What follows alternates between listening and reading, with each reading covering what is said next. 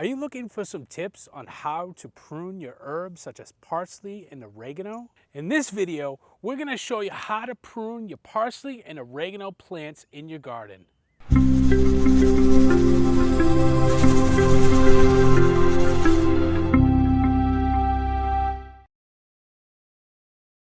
Hi, this is Jeremy Stark here from Green Thumb Gardener, here to give you some tips, tutorials, and reviews for all your gardening needs. In today's video, I'm going to show you how to prune your parsley plants and your oregano plants.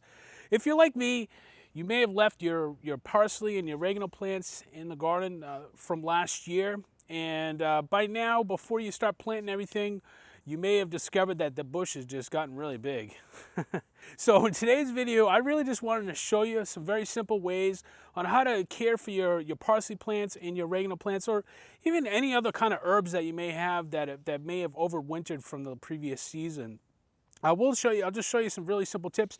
The other thing too is I'm actually going to show you a video. My parsley plant is actually going to seed very soon, probably in the next month or so, as the weather starts warming up a little bit.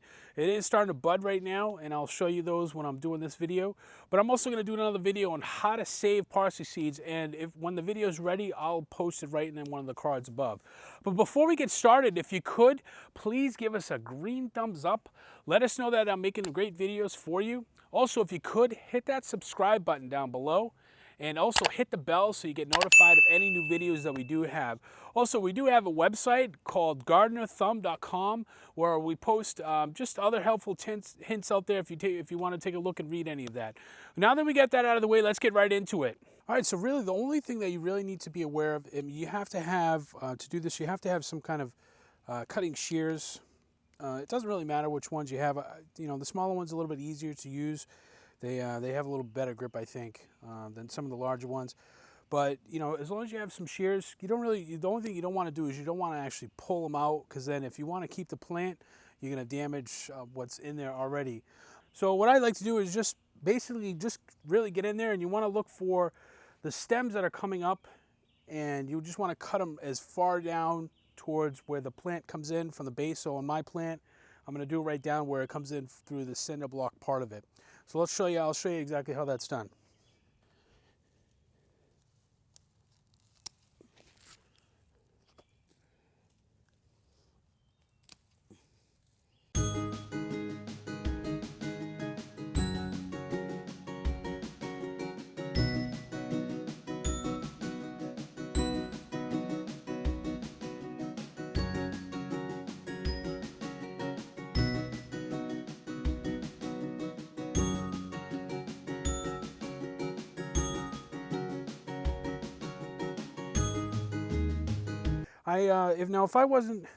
If I wasn't going to save these for seeds, what I would probably do is just cut off just about all the big flower stalks.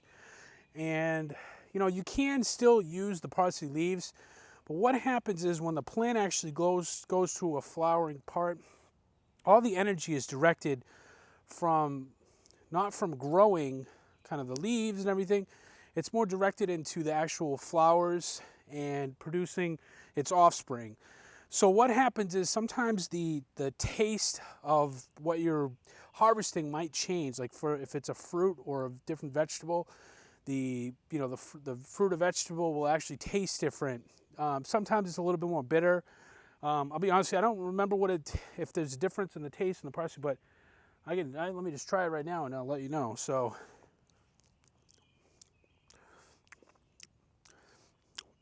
it does have a little bit more of a kind of a little softer bitterness, but it's not overpoweringly bitter, so it's a little bit softer, subtle flavor to it. At least that's in my opinion of what it tastes. So you can actually I'm actually going to still harvest these leaves right here. And I actually did another video if you wanted to take a look on how to dry herbs that you get from your garden. So I'll post a card up here. I think it's on this side. I'll post a card up there and let you, so you get linked to that particular video. But, you really don't have to, you can leave it just as it is, and you can collect all the seeds from it, and you can still harvest it.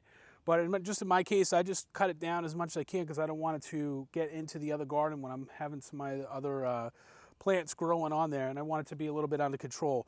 But also the other thing you could do, another tip for you is, you know, kind of keep at it. You know, if you're in the garden and you notice that it's starting to get a little bit out of control, you can really get in there and just kind of trim it up a little bit. As long as there's some sections of the leaf, usually a good reference is to kind of keep a third of the plant that's still viable and has, you know, some leaves so that it can continue to grow. That's really pretty safe if you do that for parsley. It's a pretty hardy, you know, herb, so it's gonna keep coming back. In fact, I might even, after this video, I might even just kind of cut this up a little bit more. But I think I'm gonna wait until maybe after I plant my other vegetables. But the same thing also applies. I have a mint plant down there, and also I have an oregano plant as well. So I'm going to basically do the same thing for both of those, especially the mint one. The mint one just really comes in pretty strong if you leave it in there, and it just really flourishes. The same as well goes for the oregano. The oregano, I'm gonna it gets a little bit woody in there with the particular of those plants.